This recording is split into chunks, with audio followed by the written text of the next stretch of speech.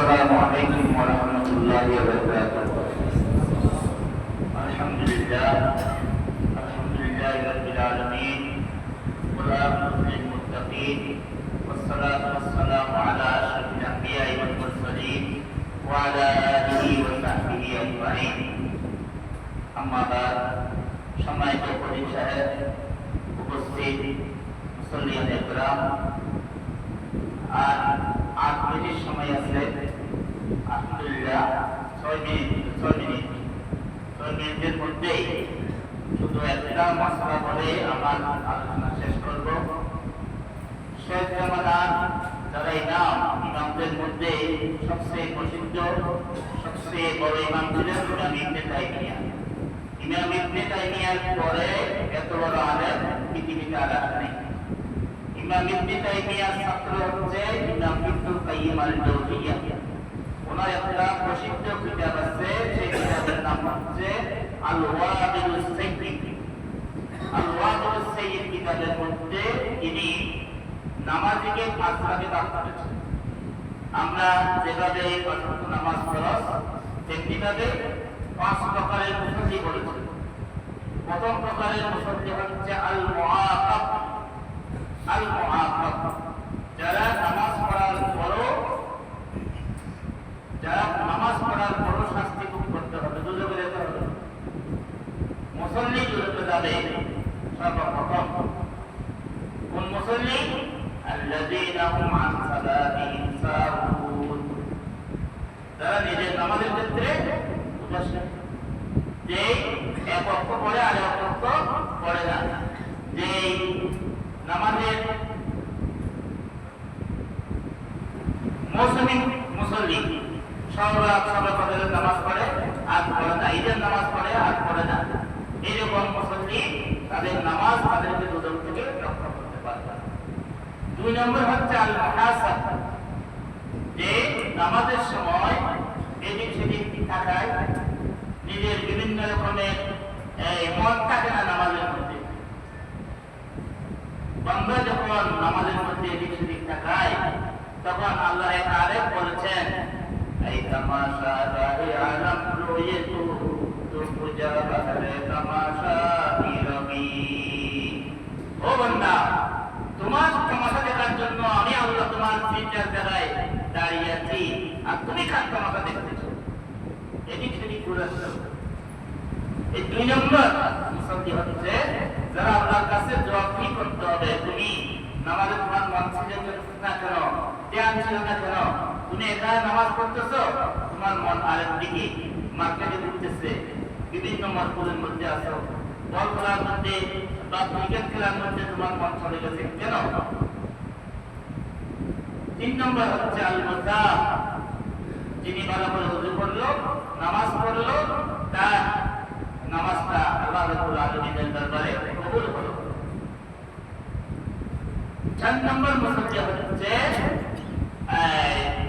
আল মুকাফফির যুনুব, যিনি ভালো করে ওযু করলো, মসজিদের জন্য অপেক্ষা করলো, এবং যে নামাজের আযানের সাথে সাথে মসজিদে এসেই সুন্নাত নফল সহ সুন্দর করে নামাজটা আদায় করলো, এবং মনের মধ্যে আল্লাহর ভয় ছাড়া কিছু ছিল না।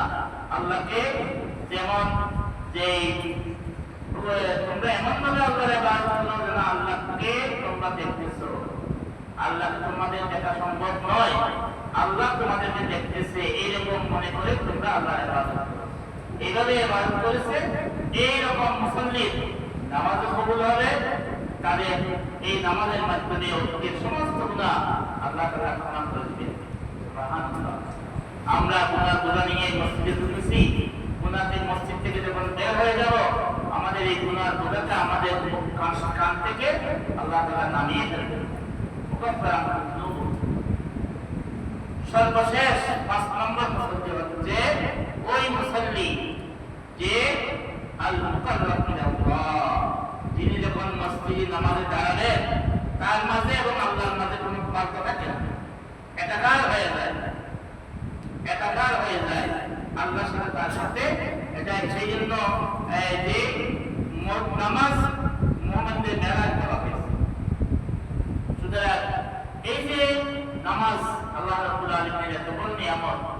আল্লাহর ঈমানের পরে অন্য কোনো ইবাদতের কথা কোরআন শরীফে 90 বার আসে নাই, এতবার আসে নাই।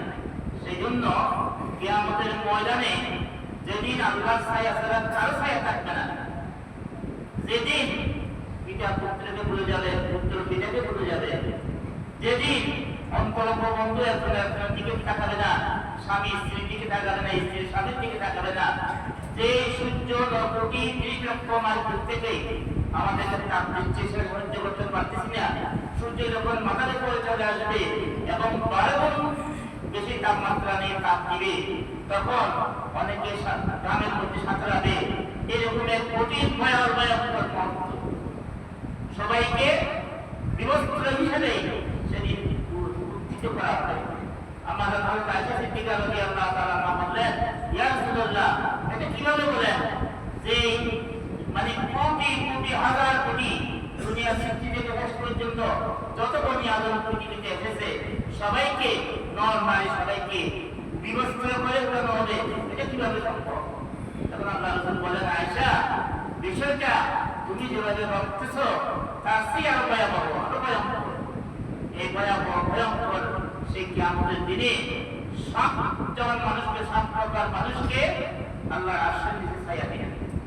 তার মধ্যে একজন হচ্ছে সে রাজুলুন মুআল্লাকুন কলবুহু বিল মসজিদে, ওই মানুষ যার অন্তরটা মসজিদের সাথে লাগা ছিল। জোহরের নামাজ পড়েছে, কখন আসর হবে বারবার বলে দেখি, আসরের নামাজ পড়ছে কখন মাগরিবের আযান হবে বারবার বলে দেখি। সম্মানিত হাজিরিন, যে আমরা নিজেরা চেক করে দেখি, এই তো 5 প্রকারের মুসাফির কথা বলা হলো, আমি কোন প্রকারের আছি? যদি প্রথম প্রকারে থাকি তাহলে দ্বিতীয় প্রকারে কিভাবে যাব চেষ্টা করতে হবে, যদি দ্বিতীয় প্রকারে থাকি তাহলে তৃতীয় প্রকারে কিভাবে যাব চেষ্টা করতে হবে। আল্লাহ রাব্বুল আলামিন আমাদের সমাজ সবাই নামাজগুলো কবুল করুন এবং আমরা যেন আল্লাহকে রাজি খুশি হয় এরকম নামাজ, এরকম সিজদা দিতে পারি। সিজদা মুমিন যখন সিজদা দিবে, গুনাহগার হিসেবে সিজদা দেয়, যখন তিনি এত মুতমাইন হবে সিজদা থেকে উঠার পরে মনে করবে যে আমার মধ্যে কোনো গুনাহ নেই, আল্লাহ তাআলা সব ক্ষমা করে দিয়েছে। আল্লাহ রাব্বুল আলামিন আমাদের সবাইকে ক্ষমা করুন। ওয়া মা তৌফিক ইল্লা বিল্লাহ। আসসালামু আলাইকুম ওয়া রাহমাতুল্লাহ।